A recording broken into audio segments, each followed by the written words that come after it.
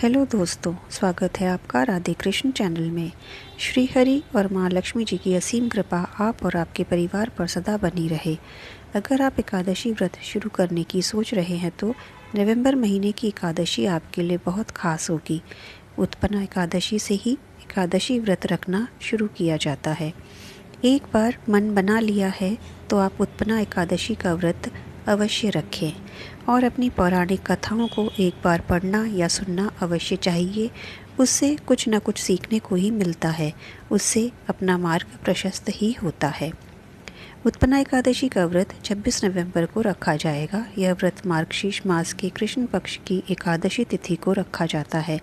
धार्मिक मान्यताओं में बताया गया है कि इस दिन भगवान विष्णु के अंश से देवी एकादशी उत्पन्न हुई थी, इसीलिए इसे उत्पन्ना एकादशी कहते हैं। इस व्रत को करने से आपके जीवन में अधूरी पड़ी सभी इच्छाएं पूर्ण होती हैं और आपके जीवन में सुख समृद्धि बढ़ने के साथ ही संतान पाने की इच्छा पूर्ण होती है। उत्पन्ना एकादशी मार्गशीर्ष मास के कृष्ण पक्ष की एकादशी को कहते हैं। यह एकादशी चातुर्मास के बाद पड़ने वाली पहली एकादशी है, जब भगवान विष्णु जागृत अवस्था में सृष्टि का कार्यभार संभाल चुके होते हैं। पौराणिक काल में यह दिन देवी एकादशी की उत्पत्ति से जुड़ा हुआ है। स्वयं भगवान कृष्ण जी के परम मित्र सुदामा जी ने उत्पन्ना एकादशी का व्रत किया था।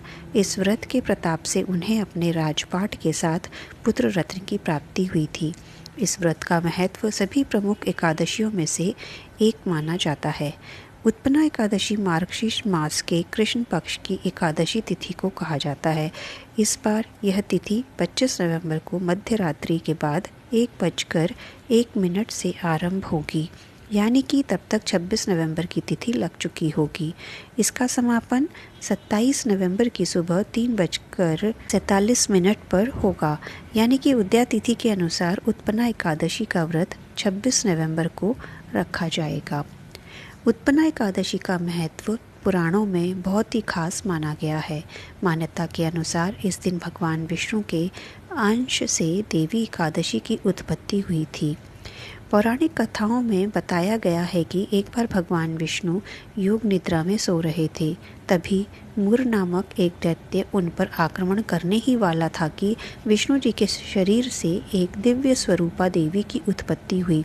उन्होंने युद्ध में मुर नामक दैत्य का वध कर दिया।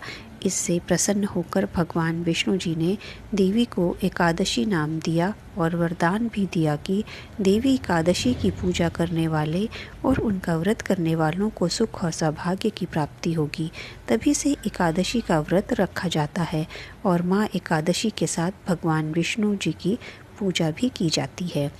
उत्पन्ना एकादशी की पूजा विधि: उत्पन्ना एकादशी के दिन सुबह जल्दी उठकर स्नान करें और साफ कपड़े पहनें। पूजा स्थल को अच्छी तरह से साफ करें। इसके बाद दीपक प्रज्वलित कर भगवान विष्णु जी की प्रतिमा का अभिषेक करें। भगवान विष्णु जी को सुपारी, नारियल, फल, लौंग, पंचामृत, अक्षत, मिठाई और चंदन अर्पित करें। हो सके तो इस दिन पीले फूल और पीला वस्त्र ही भगवान को अर्पित करें। फिर भगवान विष्णु जी की आरती उतारें। ध्यान रखें कि भगवान विष्णु जी के भोग में तुलसी जरूर शामिल करें।